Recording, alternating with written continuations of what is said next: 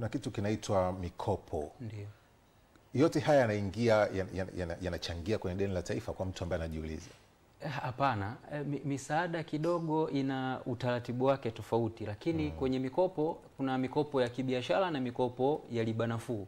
Hii inakuwepo kwenye deni. Tunaikalkulate mle, inakuwepo. Sasa misaada inabaki kuwa tu kama msaada, kwa sababu umesaidiwa kutoka kwa washirika ambao unashirikiana nao kwenye mambo tofauti ya kijamii. Na misaada haina sehemu yoyote ya kuja kudaiwa? Hapana. Tuende kwenye hili la mikopo. Naam. Taifa linafikia hatua ya kukopa. Ni nini ambacho kinaweza kuruhusu kiuchumi kwamba sasa mnaruhusiwa kukopa, mnakopesheka? Ambacho kinachangia moja kwamba taifa likaenda kukopa, inaweza ikawa ni sababu moja hapo, ni kwamba yani makusanyo ambayo mmepangiana kukusanya ndani ya muda fulani yanaweza msifikie lengo. Sasa tunafanyaje? Kwa sababu huduma inabidi ziendelee kuwepo na watu waendelee kupata huduma. Unaona, sasa ndipo hapo linapochukuliwa lile amuzi kwamba sasa tuchukue na tufanyaje? Tuendelee kutoa huduma. Na nyingine inaweza kwamba ikawa ni mradi ambao mnataka kuufanya kama nchi, lakini kwa muda huo pesa hamko nazo, lakini kuna watu wako nazo.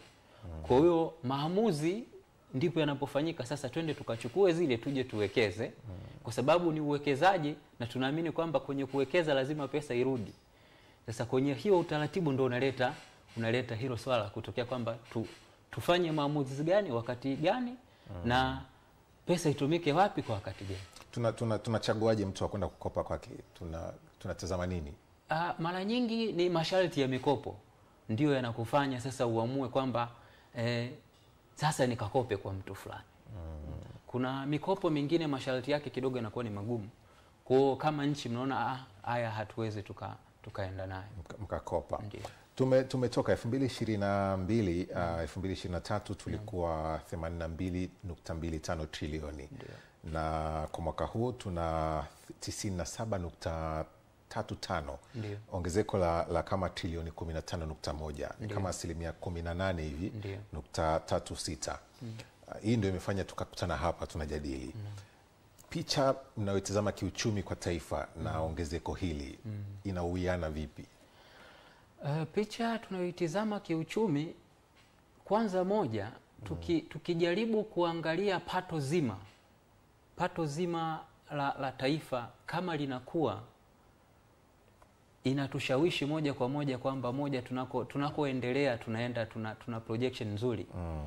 Na pili, miradi kama inafanyika na matokeo yanaonekana, ni picha ya pili kwamba direction yetu hatujapotea sana.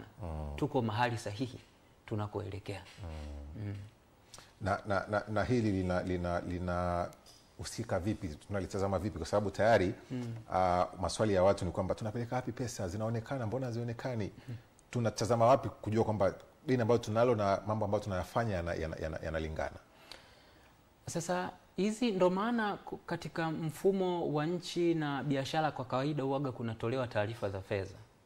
Sasa taarifa za fedha mara nyingi zinamsaidia mtu wa kawaida kujua kwamba katika mradi fulani unaoonekana sasa hupo na